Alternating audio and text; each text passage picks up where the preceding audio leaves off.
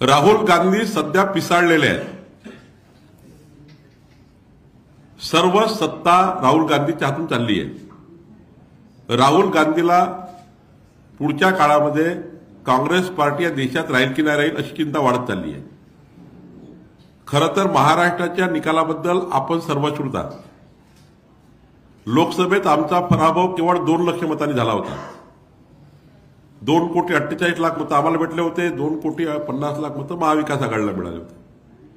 2,50,00,000 मतं घेऊन महाविकास आघाडीने 31 सीट जिंकल्या होत्या। 2,48,00,000 मतं घेऊन भाजप आणि महायुतीने लोकसभेच्या फक्त 17 सीट जिंकल्या होत्या।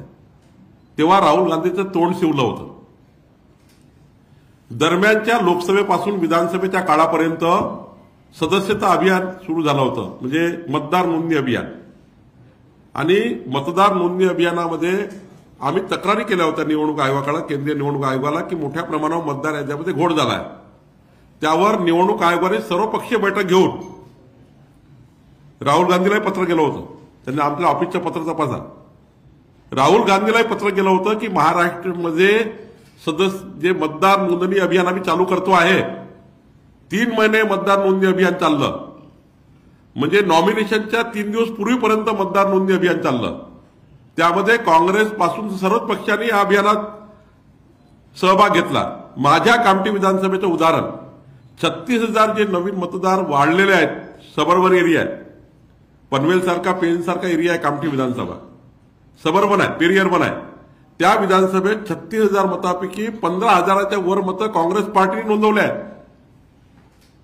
राहुल गांधीला माहिती नाही आहे, 15,000च्या वर मतं त्यांनी नोंदवले आहेत। म्हणजे काँग्रेस सुद्धा तेवढाच मोठा मतदार नोंदणी अभियानामध्ये भाग घेतला आहे।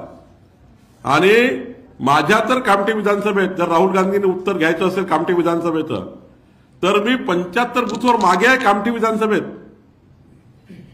काँग्रेस पुढे आहे। कामठी शहर असं शहर आहे नागपूरमध्ये की जिथे मी 17,000 मागे आहे। मी 3ऱ्या राऊंड पासून 11व्या राऊंड पर्यंत मागे आहे कामठी विधानसभेत। काँग्रेसला 17,000ची लीड आहे। खरं तर मागच्या 5 वेळापासून आम्ही ती विधानसभा जिंकतोय। ही पहिल्यांदा जिंकत नाही कामठी विधानसभा। मी आधीच सांगितलं, पहिले विधानसभा 58,000 मतांनी आम्ही जिंकली, मग 95,000 मतांनी जिंकली, मग 1,31,000 मतांनी जिंकली, मग 1,21,000 मतांनी आमचे टेक्चंद सावरकर जिंकले 2019 मध्ये। आता मी 1,75,000 मतं घेऊन जिंकली आहे। कामठी विधानसभेच्या निवडणुकीत जिंकण्याचा ट्रेंडच असा आहे। आणि तिथून बसून दिल्लीतून ते शेळ्या आखतात आहे। खरं तर राहुल गांधीला ना त्यांच्या लोकसभेचा अभ्यास आहे ना विधानसभेचा अभ्यास आहे। हवेवर बॉम्ब टाकतात आहे। त्यामुळे राहुल गांधी पिसाळलेले आहेत। राहुल गांधीजवळ काही शिल्लक राहिलं नाही।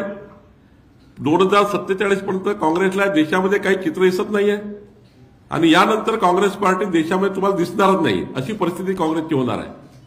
आणि पुढच्या काळामध्ये अनेक लोक काँग्रेसला सोडून जातील महाराष्ट्रात आणि देशामध्ये।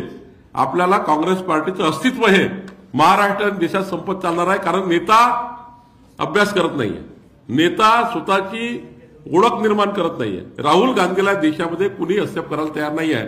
त्यामुळे त्यांची पार्टी कधीच वाढू शकत नाही। त्यांची पार्टी ही काँग्रेस पार्टी ही रोज डुबणार आहे। आणि त्यामुळे राहुल गांधींनी पहिले अभ्यास करावा देशाचा, मगच मोदीजी आणि आमच्या भारतीय जनता पार्टीला अंगावर घ्यावं असं मला वाटतं।